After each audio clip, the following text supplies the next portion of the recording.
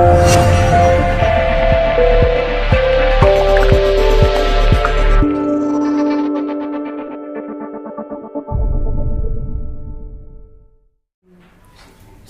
Oscar, thank you for having the time today to meet with Global Entrepreneurial Minds. My pleasure. Lately, we have quite some interviews with people that have businesses or startups that are really inspiring, and we often wonder what the journey is of this person, rather than only sharing the successes, which is also interesting, and also the current journey. So I would like to ask you if you're okay with that, to tell a little bit about yourself. As a boy, growing up years, what you've studied, and what you're doing at the present. All right. For people that might not know you. Yeah. Interesting angle, because most people obviously talk about successes and stuff that they accomplished or gained in their lives. And I just started reading a book yesterday called The Bad Thing About Bad Things. It's written by Ben Horowitz, who used to be an entrepreneur in Silicon Valley, was born and raised in Berkeley and grew up to be a techie for Silicon Graphics, and then worked at some internet-related companies. And he says every book you read and every story is always about what the success that they had, and that the bad stuff leads to success, etc., etc. Yeah, and no one ever talks about the bad thing about bad things, right? The stuff that really goes wrong, and you don't have money, you don't know what to do, and you're in a crisis all the time, and it's either you die fast or you die slowly, but it's about that. So it's an interesting angle, and I just get into this. So it is never just a one linear road from from starting to success. And I guess that the general statistic that people use, for instance, in Silicon Valley, is like 8 out of 10 startups fail in the first 3 years. And what we try to do here at Rockstar is to try to change that statistic to at least make the chances of survival, not having to die from a mistake early on, but make the chances on survival a bit better in order to have choose them. a different way or scenario that maybe is So that is the long introduction to that. So about yourself, you're growing up years, and what you've studied, and what you're doing at the present. I didn't study. I started journalism when I was 18, so I grew up somewhere in the south of the Netherlands, in Brabant. And growing up, the youngest of a large family of 7, and kind of wordless youth, I guess, close to nature, and growing up as part of a large family, and didn't know what to do until my mother said when I was about 17, "Come on, you need to make up your mind. What's it going to be?" And she sent me to this day testing of what I should end up with choosing as part of study. And so there was like 3 after a very intensive day of talking and testing, etc. I got 3 options. First was called the Academy for Human and Labor, in which you help people plan their careers. The second was the Dance Conservatory in Rotterdam. Oh. I don't know why. I wasn't a dancer. Nice. I'm kind of flexible. And now you're rocking. and third was Academy for Journalism. And that sounded good. I thought, well, journalism, I'm curious, I'm communicative, so let's use that. And I applied, and I got in, which wasn't normal in the way that people had to apply, and like 1 out of 4 got in. And luckily I got in. But the thing is, I was way too young in my mind to really commit to a study. And so from the last day in primary school, what was it like? High school. Secondary, high school was like playing and not really taking anything too seriously, from going to this specific, very committed environment where people learn skills, writing stories and filming, etc. So I had to leave in 10 months, and then I said, "This is stupid, because I really want to do this." So I started just writing as a journalist, and so I started doing it myself, and that's the start of my career. As a freelancer? As a freelancer first, and then as an editor, and then I ended up as a copy editor, editor-in-chief, and a publisher. And this is in the course of about 10 years, I guess. let's see, about 10 years. And in those 10 years, I saw more or less every corner of the room, working at a publishing company, making magazines, newspapers, writing stories, editing, producing, launching new titles, print, online, etc. And at the beginning of 1997, I decided to start doing it myself, and I quit my job, and started a company at the end of 1997. And that was the start of my career as an entrepreneur, and taking and embracing risk as a way of life, and a way to start doing stuff and build something from nothing. Because, like everyone, I'm like anybody is like interested in how do things get started, and the essence of the energy of what it takes to build something from nothing that wasn't there before. Is super inspiring and energetic, and I've been in that space since then, and only since Rockstar that I actually start helping others doing that, building something from nothing. And before that, I just started new publishing companies and built them and sold them. Are there still some there? Yeah, they're all there. Yeah, Great. so the first company was Emerse, like an internet business magazine publishing house, and I sold that company in 2001. 2001, and I started another company in 2004. In between, I had an accident, and I recovered for a year, and then I took another year off, so I had like a lot of time to get into this new venture. Yeah, pretty heavy accident. Almost killed me, but I fell on my head. Stupid. Oosh. Drinking, driving on a bike in Amsterdam, obviously, and I fell on my head, and I had like a serious brain injury and into a coma, etc. But all good. Did that change? Completely, everything. I can imagine In a way, I guess that people that knew me from before and who I haven't seen for 20 years still see the same person, and essentially I am, but the feeling I have is like I was like taken out of life and put back again in a different way, and so the whole structure is the same, but the experience is completely different. And what's the difference? If I can. Well, I guess that the whole thing is about perception, I guess, but if you have like this near miss, this like high speed cliff driving, you tend to start seeing things in a different way. And I guess that for me it was like getting closer to who I am for real, instead of what I do and what you identify with your ego of the stuff that you do as a person and what you get successful with, and start looking within for the stuff that really drives you and makes you tick, and being close to that. And since you have to rebuild your conscious and your skills and your self-confidence, especially. I had a big self-confidence issue when I got back from the accident, feeling really shaky and insecure, and then starting a new company helps you do it differently, work different, look different, spend your time differently. And before that I was just like using my energy very inconsistently, as much as I could, and move as fast as I could, and this was a lot more moderate. And since back then I had two kids then, so my second child was just born after the accident. You start adapting your lifestyle, spending more time obviously on family and friends and your own family, and not working more but working less, and be more aware of what you do and who you are and where you need to head, etc.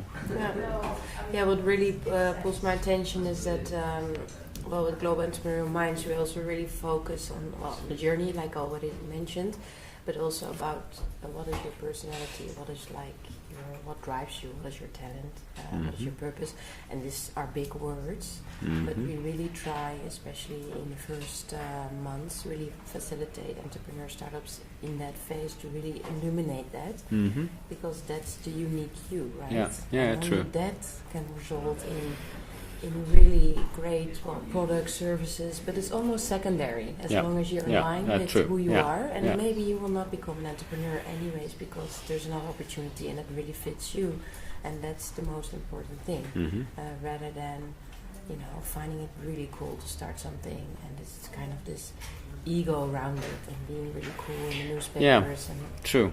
But the thing is, if it's hard for people in general, for anybody to find out what your purpose is and who you are, etc. So it takes difficult. A lifetime. Yeah. And if you're lucky, you get to find before you die more or less what's really worth in life. And if you're really lucky, you have something that happens. And that's the good thing about people like burning out.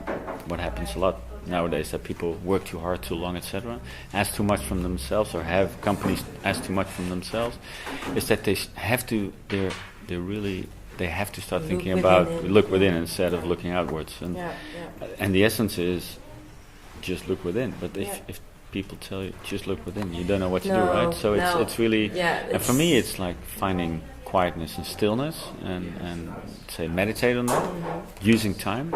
For me, it's early morning. For other people, it's different. To find the attachment to the true self within, and if you start looking within, you start finding the answers of what really connects, what is true, and what is real, and where you are in your most productive energy.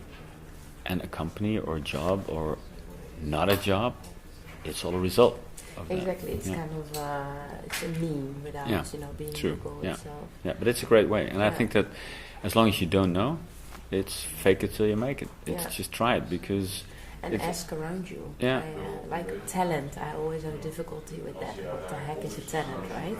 Yeah, it's something that you were given, and then I used to be good at drawing. I was a little bit, I'm not sure in the same space, but I was interested in journalism, the creativity side of things. But I never really had to drive to really be super good at it. So it's kind of there. But to actually know what my talent is, I have to ask people, like, what really distinguishes me from an average person, I would almost say. I think that's also what I share with people I mentor or work with. Like, ask someone near, but also some co-worker you work with. Like, what is really your unique thing that really drives you and attracts people? Or, it's hard. That is the whole thing, is about the search for your own excellence, or the stuff that makes you. But, and I think that what I always use in as taglines in how I look at life in general, or work specifically, is you just need, there's every person wants to be free, independent, and self-sustaining. And I think that there are two direct ways to get there. And one is build a company, entrepreneurship, and the second is yoga. And one of the two. It's best if you do both. It's great. But if you can't, do one and just start somewhere, right? And I always say to people, for instance, when it comes to practicing yoga, it doesn't really matter. It doesn't really matter which first step you take, at what class, or what type, or whatever. But just make the first step. Yeah. Use your curiousness to find something and start doing it. And it's like with a company. A startup is like a small experiment with great risks, big risks, trying to find a new business model. That's it. If you want to develop yourself, start a company. It's a great way. It's a mirror, talking about right? self-search, absolutely. It's totally a mirror. I would like to challenge you on what you just said, that everyone wants to be self-sustainable, look within, being autonomous. Well, people want to be independent and free. I guess that. Did you depends. validate? Did you test this hypothesis? Because maybe it's people around you, which I can imagine. Well, this is not about starting a company. It's about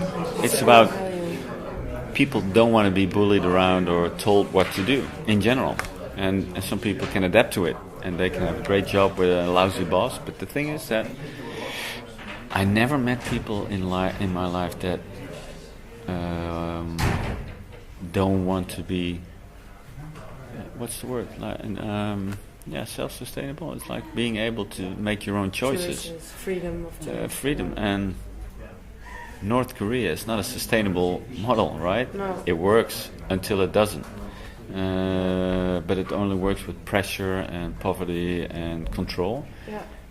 people don't want to be controlled in general, and to a certain level they need some system, but they don't want to be controlled individually.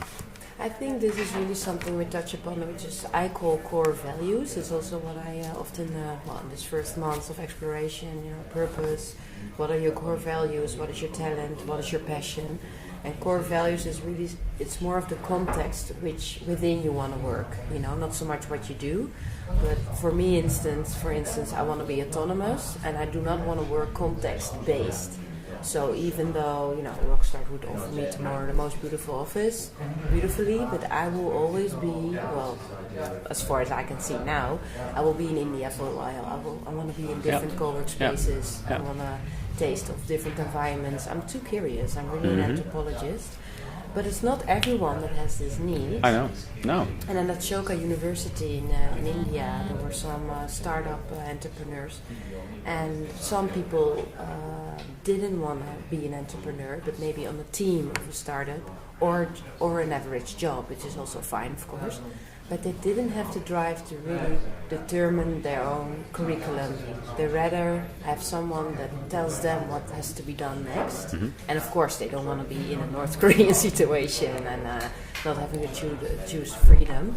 But I think this is really a degree that distinguishes people. I think you have a really big urge for this freedom, but I also believe there's other people that... I know. If you grow up as a kid, you're used to kind of having others control your environment and the direction you're on, right? You can't choose anything from when you're 7 years old. Yeah. But the thing is that individually people need some kind of...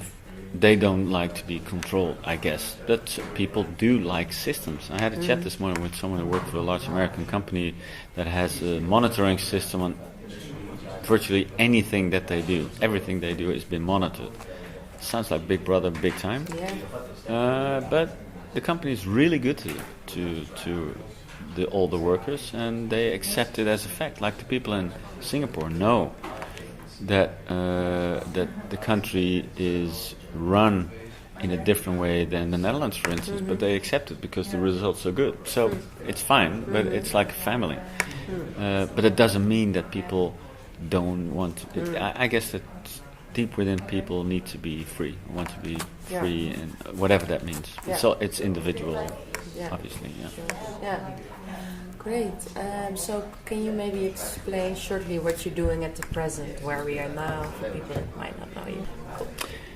Where we are now is we are at Rockstar. Yeah, literally, and what Rockstar is. Yeah, where we now is Rockstar, and Rockstar is we're building what we call the greatest startup machine ever built. That's the goal. So it's a great startup machine. It's a way of supporting startup entrepreneurs build their company in the first 1,000 days. So we focus on the initial 3 years where as a company and as a team you're very vulnerable, looking for a business model, looking for ways to make money, to build the team and launch products or services.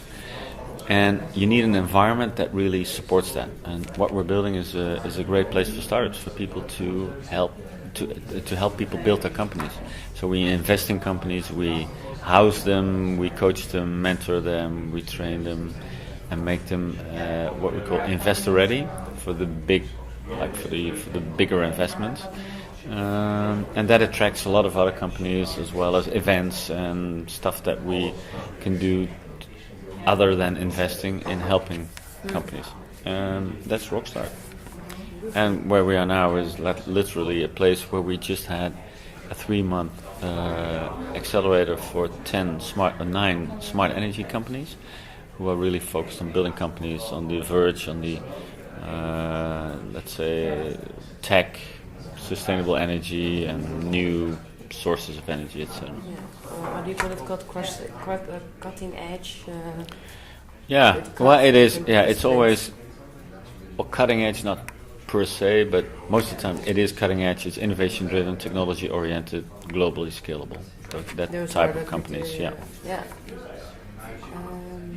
Well, maybe you already explained. Just ask it just to be sure. So, how would you frame yourself? I mean, I checked your LinkedIn, but how would you present yourself? I'm not sure if that's a venture capitalist or Yeah, I find that funny because LinkedIn asks you to define yourself by tags, and I couldn't choose what I wanted to choose, so I ended up with venture capital and investing or something.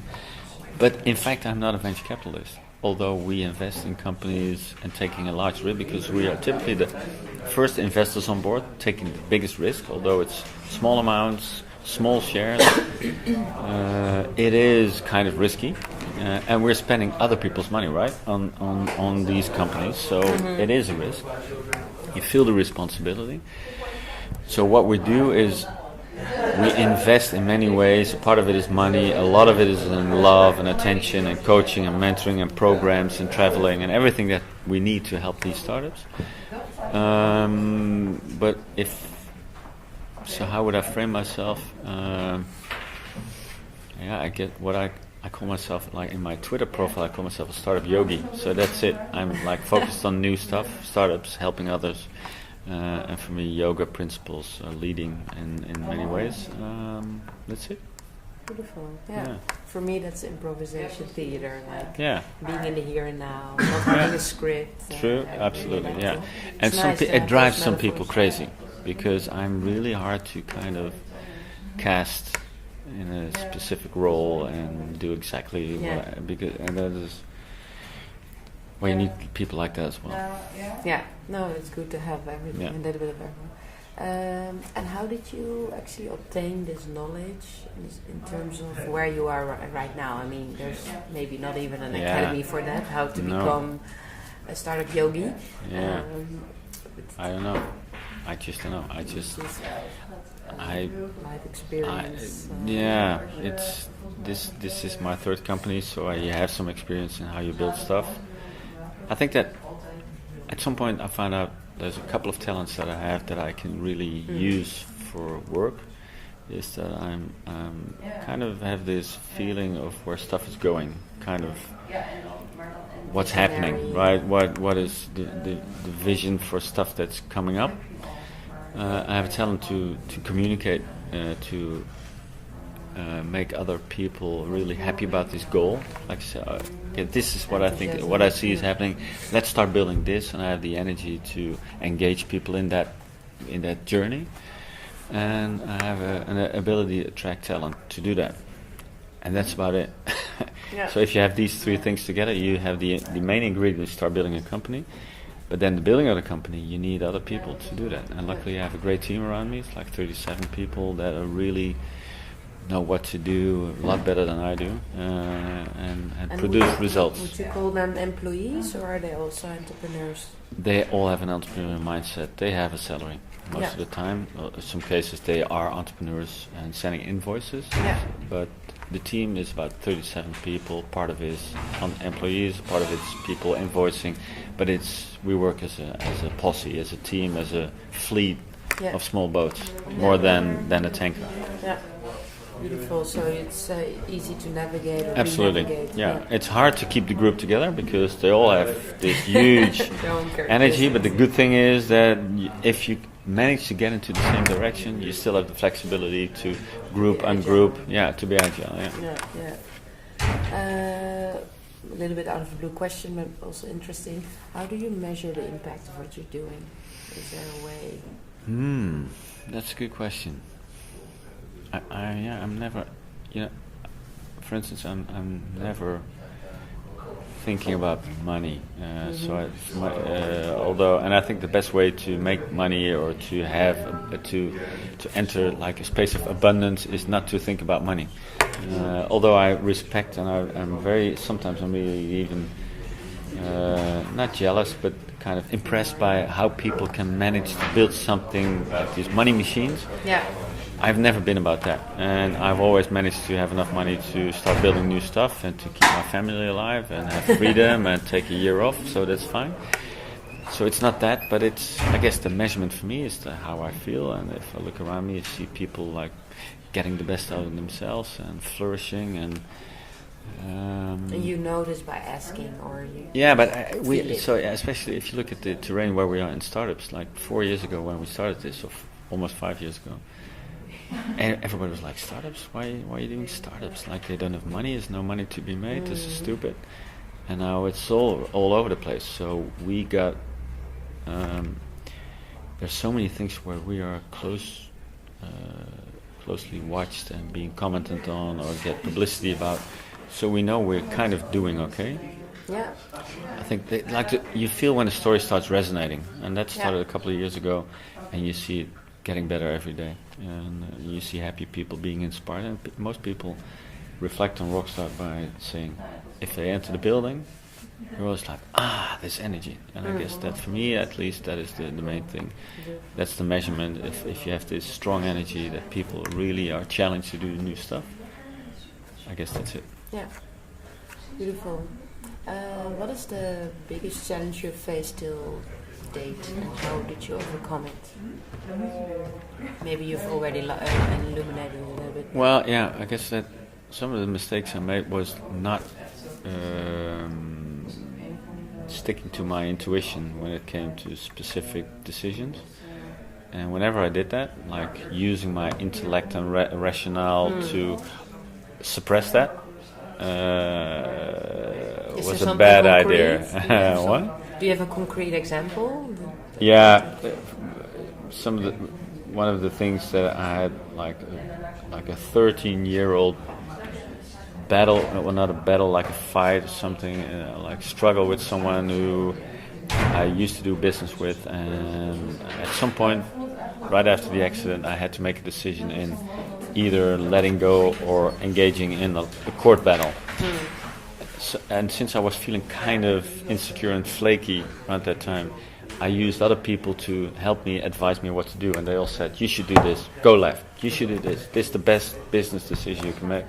And I was feeling insecure, and I completely ignored my intuition, and I went by that road, and it wasn't that smart. So it ended up with like this very powerful kind of business friendship, relationship, ending for like 13 years. And just a couple of months ago, I talked with this guy for the first time again, and I had to struggle with that because it was really that was a bad decision business-wise. It ended the company, went for bankruptcy, etc.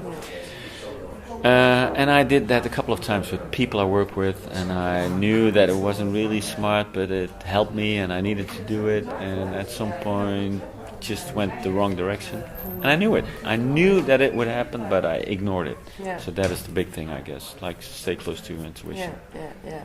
So next time, I don't even know if you can. It happens all the time. It happens all the time. When you see this happening, you feel it. Don't forget. Yeah. So then you would not take it to court, for example. For instance, or anything like staying close to that.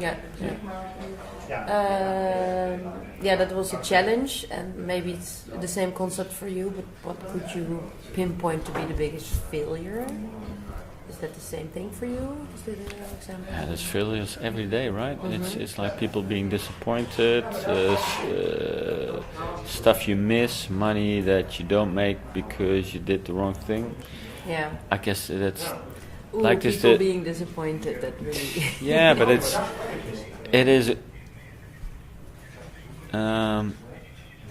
It doesn't work until it does, right? So up until then, you could consider it a failure. If the goal is, let's get this working, and up until that point, it doesn't work, is that a failure? I guess it's just a way to get there. And so I never look at things in terms of failure. Beautiful. I just see it as a way of getting to the point where you think you need to be. And sometimes it works, and sometimes it doesn't. And failure is like a perception thing, because most failures give you so much. Yeah, sorry about that. So we're talking about Homo sapiens and this book. Yeah, so it's like more culturally originated problem, I guess, because I can't see any reason why women shouldn't be embracing risk more or less than men. And you see a lot of really good women entrepreneurs. If they start building, they keep up maybe even longer than men. They have a tendency to look at things more intuitively, which I guess you can need a lot better than using rationale and specs and all stuff.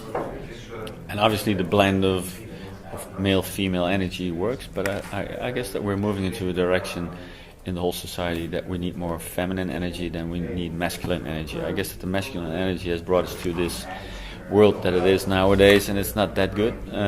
So we need more like a responsible feminine type of energy in new companies.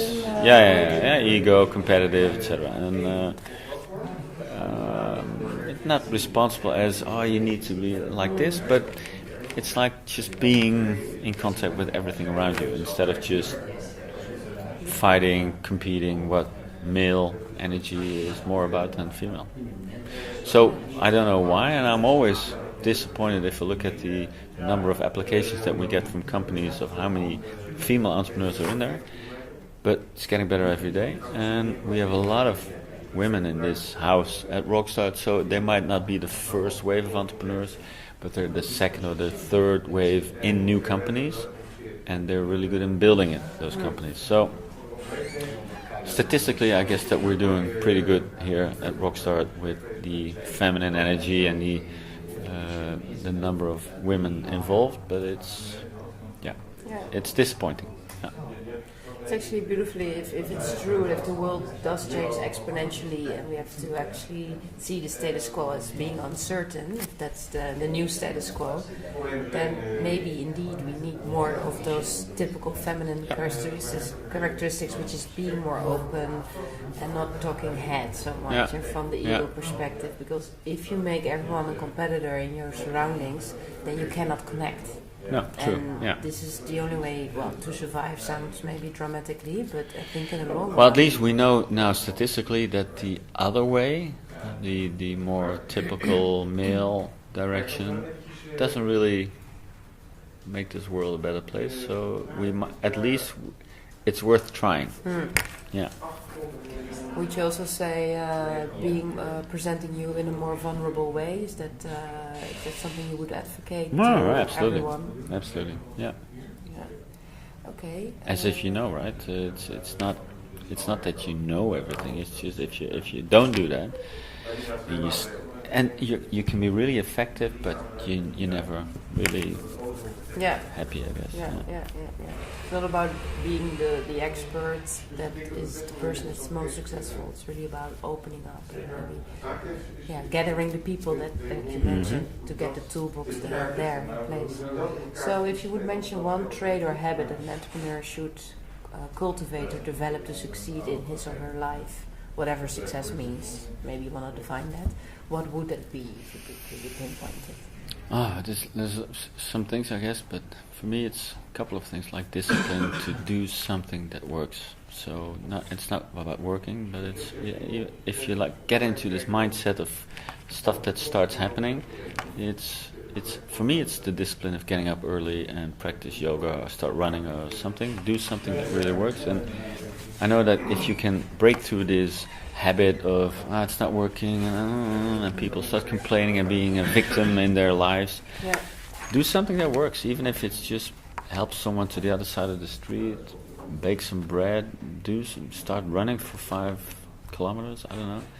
Do something that works, and it brings you in this mindset of that stuff is getting into the right flow. And for me that is a way to start playing with risk and starting doing stuff, because you need to have, for me it's like having this mindset of not being afraid of what's happening.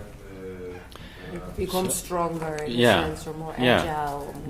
And for me, and you need discipline for that. It's not about let's see if this works. Discipline for me is a way to do that, but it's different for everyone. Some people have a gift that they can do whatever and it works, and for me it's that discipline.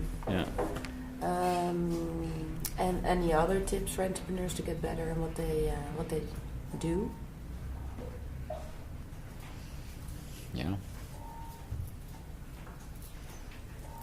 We use at Rockstar we use 5 mantras, and the first is one: step forward, start. That's just do it.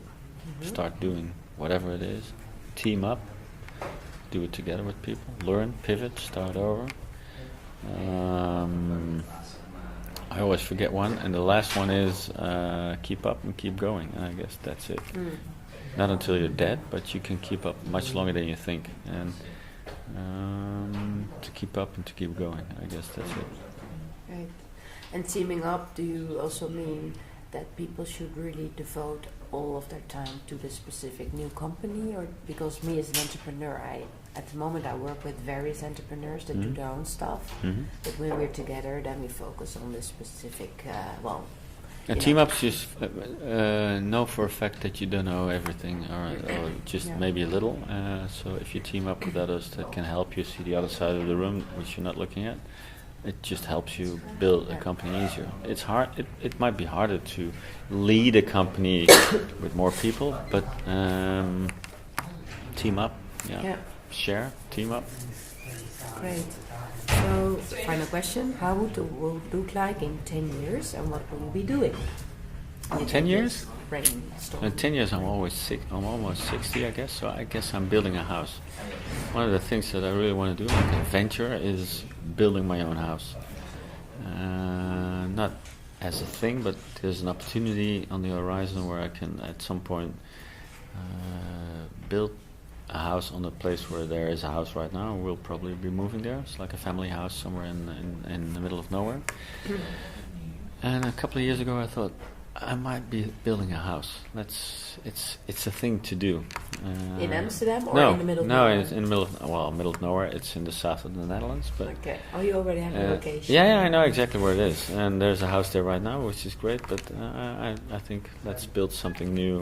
A wood house, off the grid, self-sustainable, nice. solar powered, heat from deep within the earth. Let's see if we can get it off the grid. So that would be something. I guess 10 years. That's nice. And that's what I'll be doing, building a house. Yeah. And with Rockstart, how do you see any fit, or is that maybe, I don't know? I've never had a company as long as I have Rockstart right now, and I sold my companies always after 3 years.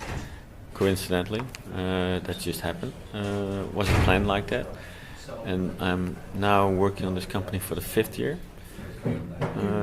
But it's not going to take me another 10 to be in this company. So I'm really making it as much less dependent on me as I can, to make sure that it either lives on or has been done by someone else. Does it make you feel, in a sense, like, well, claustrophobic sounds really negative, but yeah, you don't want to be attached, and because maybe the innovation. In general, I don't want to be attached. No. I don't like responsibility at all. I've never, and that's a funny thing. I have like a relationship for 28 years. I have 2 children. I have a company and 37 people around me. But I hate responsibility. Well, I don't know what that is. The thing is that I try not to get attached to stuff. So I know this is, for me, it's not forever. You never know what happens, but it's the most fun I ever had with a company in general. So if I'm ordered to do this for the rest of my life, it would be perfect, but I don't expect it to happen. Okay, great. Well, I would like to thank you. And do you have any additional thing you would like to say that I haven't come across, or I don't know, a quote or whatever, or nothing? That's fine too. A quote.